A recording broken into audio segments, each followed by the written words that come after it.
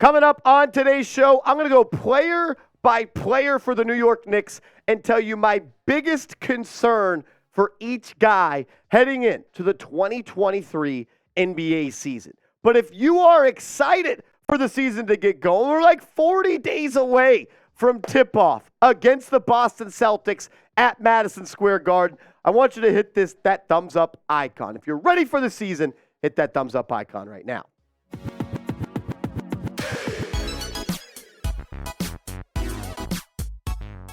Welcome into Knicks Now by Chat Sports. I am your host, Marshall Green. Let's not delay it anymore. Let's get into it. We'll start with Jalen Brunson. What is my biggest concern with him?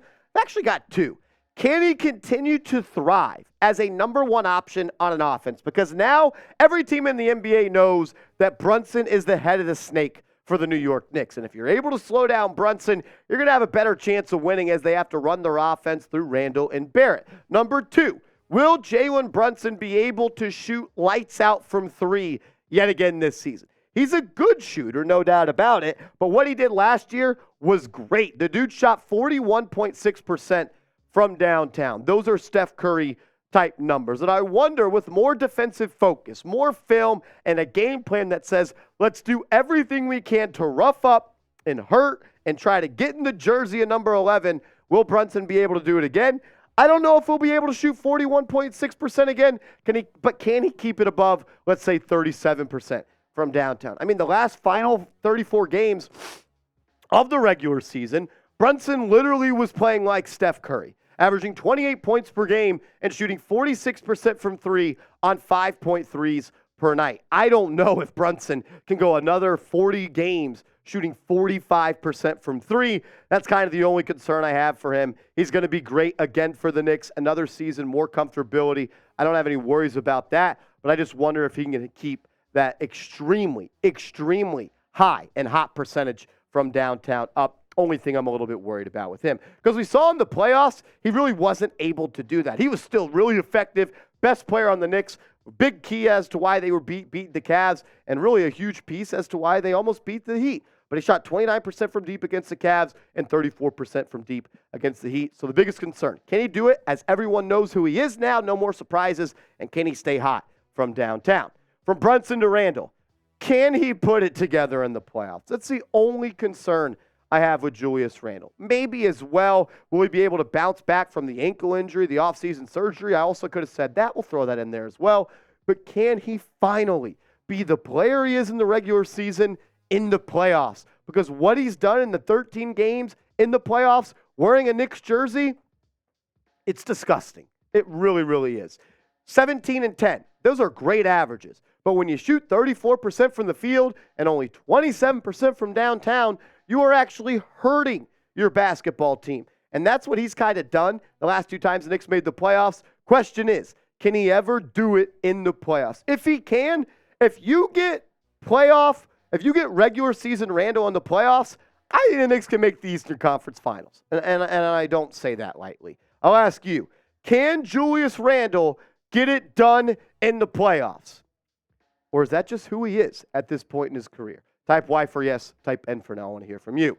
For RJ Barrett, my concern is what it's always going to be for Barrett. Can he become a consistent outside shooter? He got better attacking the cup this year. Shot his highest percentage around the rim, no doubt about it. But you can't be a 31% shooter from downtown. You play next to Jalen Brunson. You play next to Julius Randle. Two of the most double-teamed players in the NBA. What does that mean? Open players on the perimeter. Number 9 is open. He needs to become a good three-point shooter. 31% will not do that. He has to be a better catch-and-shoot player. Only shot 32% in that area. He has to be a better three-point shooter. I'm not asking him to be Ray Allen. I'm not asking him to be Quickley or Brunson. Can you shoot 36% from three and 38% on catch-and-shoot threes? I don't think it's too much to ask, as he has done it before in the NBA back in the 2020-2021 season. The guy shot 41% from three. He could do it. I know he can. Let's talk about the big man, big number 23, Mitchell Robinson. What am I worried about with him? What's my biggest concern? Can he add anything to his offensive game?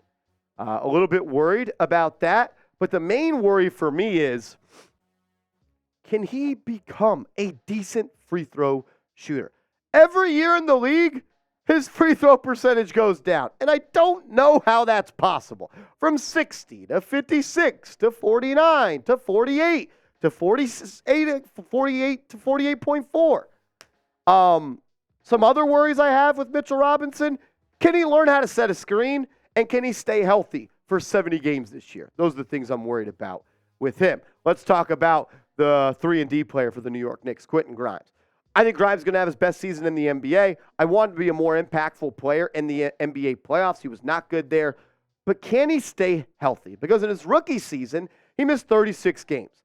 Last year, he missed 11 games. If you miss 11 games, that's fine. I'm not worried about that. But he also missed 2 games in the playoffs, and you cannot afford for a starter to miss games in the playoffs. So can he stay healthy, and can he become more efficient in the NBA playoffs? The 2 things I'm looking for Quentin Grimes as he enters year 3 with the New York Knicks. I think it's going to be the best year of his career. I think he's really, really going to make the league know who Quentin Grimes is. Let's talk about some players coming off the bench now. Immanuel Quickley. Can he overcome the fraudulent playoff performance that he had for the New York Knicks last year? I'm a huge IQ fan. I think he's one of the best players on this team, but the stats are the stats. 9 points per game in the playoffs. I'm fine with that. 9 points is okay. I'm not mad at that. It's 34.8% from the field, and it's 24.3% from downtown. You need to add at minimum 10 percentage points to both the field goal percentage and three-point percentage. And if you do that, Quickley is going to be a big part of this team. You see in the playoffs, he just didn't shoot the ball well. 0 of 5, 4 of 8, 4 of 6, 0 of 4, 5 of 15, 3 of 9, 3 of 7, 4 of 12. But he found a way to still be effective in some games. He's a good defender. I like that. But he has to be a more consistent offensive threat when the stakes rise and the pressure tightens and the defense is allowed to hand check. For Dante DiVincenzo, the newest Knick, will not being in a Warriors offense impact his three-point shooting? He had his best three-point shooting year of his NBA career with the Warriors this past year. Shot 39% from downtown with the Warriors, but if you look at what he did in the prior years, only 33.9% in 2021. He did shoot 37% in 2020, but only 33.6% in his rookie year. So he has 4 years in the NBA. 2 of them he shot really good from deep. 2 of them he did not. And I worry, not playing next to Steph and Clay and Draymond, he's not going to have the same open looks. Will he be able to still be a consistent outside shooter? I think he will, but that's my biggest concern for him right now. From one Villanova Wildcat to another, what about Josh Hart? Can he improve as a volume three-point shooter? And can he stay healthy playing the backup power forward position? Because Josh Hart, while he was incredibly healthy for the Knicks, he's had some games where he's missed before. 67 games played in 2018, 65 in 2019, only 47 in 2020, just 54 in 2021, and he was able to play 76 last year. Also had an injury in the playoffs that slowed him down, almost caused him to miss a game. But playing a backup power forward now, he's going to be playing against bigger and stronger guys. He's going to be asked to do more as a rebounder, even though he's one of the best rebounders in this league at the guard forward position.